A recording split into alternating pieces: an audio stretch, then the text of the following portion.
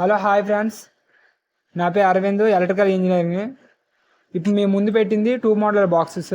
ఇవి model boxes అంటారు. ఇవి ఎలా యూజ్ అవుతాయి నేను చూపిస్తాను. సరే అండి, ఇది 2 మోడలర్ బాక్స్,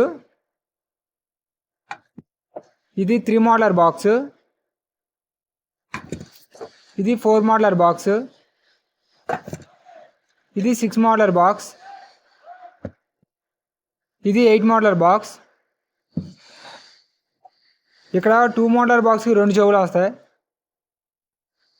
4 మోడల్కు సేమ్.